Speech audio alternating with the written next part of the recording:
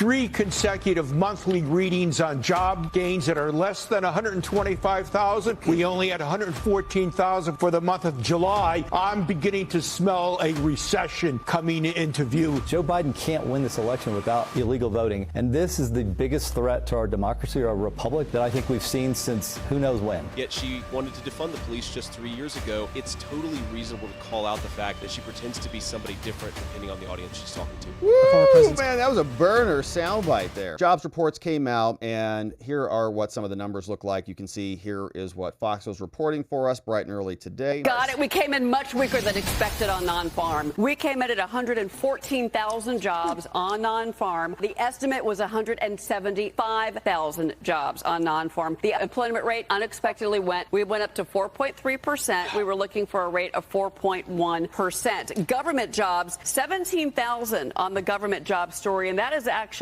a lot less than what we got last month. Remember, last month on government jobs, we had 70,000. Now we've only got 17,000. All right, private sector jobs, 97,000. Again, that is much weaker than expected. We were looking for 148,000 private sector jobs. Factory jobs, only 1,000. Okay, so red across the board, right? A lot of details, a lot of numbers there. My eyes glaze over when that happens. But you can see the numbers are red, red, red. And we've seen the same pattern here before when they talk a lot about coming back with jobs, right? Every single jobs report I think we've seen here has been revised down the following month. So it comes in like, oh, it's, pretty good. We have some significant growth. And then it drops down pretty dramatically. And so that obviously caused the shift in the Dow. The Dow's plummeting. I saw that the markets in Japan were bad. Here was some more commentary on this, talking about the deficit, payroll, employment. Things are inching towards a recession, and some people are talking about that. Here was this individual saying, I'm beginning to smell a recession coming, so that's not good. My goodness, if you get 3 consecutive monthly readings on job gains that are less than 125,000, we only had 114,000 for the month of July. I'm beginning to smell a recession coming into view if that's the case. This jump by the unemployment rate, my goodness, 4.3%. This is up sharply from,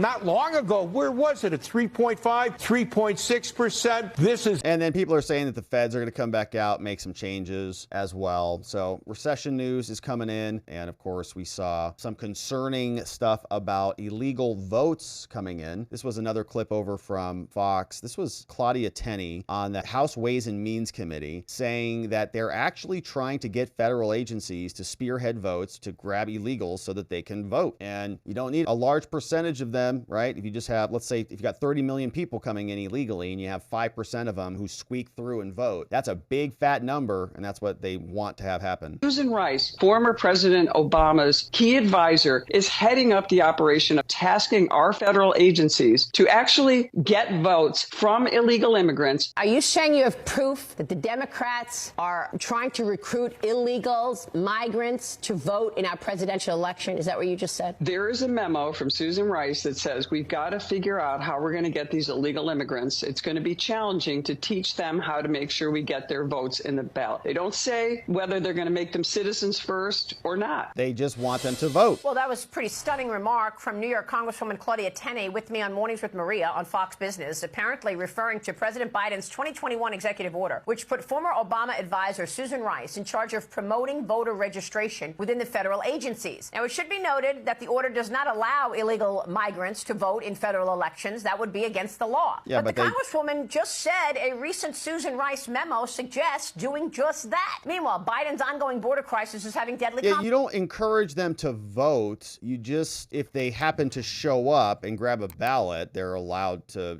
nobody's going to really stop them from voting. You don't give them instructions to vote, but you just, if you happen to have a ballot in your hand and you're standing at a polling location and you just shove it in there, it's like, well, accept it. So it's interesting what is happening out there. And they brought on, looks like Ken Paxton to talk about some of this. He is over from Texas. Let's see what he says. Absolutely right. I have no doubt that's the plan. If you think about what's happened, on day one, Joe Biden of his administration, not a week into it, not a month into it, he announced that he wasn't going to deport illegals anymore. Why did he do that? He wanted to signal to the cartels, start bringing people here. They profit from that. Bring them to Border Patrol. You don't have to hide, and we'll move them around. And as you know, you and I have been on the border together. We've seen people come across, and we've talked to them about what they're paying these cartels. The reality is the plan from the beginning, get these people here as fast as possible and get them voting. And I truly believe that the Congresswoman is absolutely right. right. And most states, only 3 states actually have laws that require proof of citizenship. So the rest of us are exposed. If they get a Social Security number and a driver's license, they're going to vote. Now, there is a memo that's been going around at the border, and it's in Spanish, okay? And I want to show you this memo because at the bottom of the memo it says, don't forget in Spanish, don't forget to vote for Joe Biden. We need another 4 years of him. They're putting them in the right places, the right states. We don't know where they're putting the illegals, but I guarantee you it's in the crucial states. Joe Biden can't win this election without illegal voting, and this is the biggest threat to our democracy or our republic that I think we've seen since who knows when. Because right now, the states don't have those protections in place to stop illegals from voting. Only 3 states, as I said, have that. We don't have it. Our speaker, our Republican speaker, killed that bill. So even in Texas, we don't necessarily have a way to stop illegals from voting. That's unbelievable. Yeah, wild. All right, so not good. And that's going to be happening, I think, in droves. J.D. Vance was down there yesterday, and he got asked a question about Kamala and all this stuff. He's at the border trying to figure this out. Here is J.D. The former president's comments yesterday to the National Association of Black Journalists, where he said that Vice President Harris is, quote, all of a sudden black. As a father of 3 biracial children, did those comments give you pause at all? They don't give me pause at all. Look, all he said is that Kamala Harris is a chameleon. She goes to Georgia 2 days ago. She was raised in Canada. She puts on a fake Southern accent. She is everything to everybody, and she pretends to be somebody different depending on which audience she's in front of. I think it's totally reasonable for the president to call that out, and that's all he did. I mean, look, she's running as a tough-on-crime prosecutor, even though she implemented open border policies. She's saying that she wants to support the police, yet she wanted to defund the police just 3 years ago. It's totally reasonable to call out the fact that she pretends to be somebody different depending on the audience she's talking to. Woo,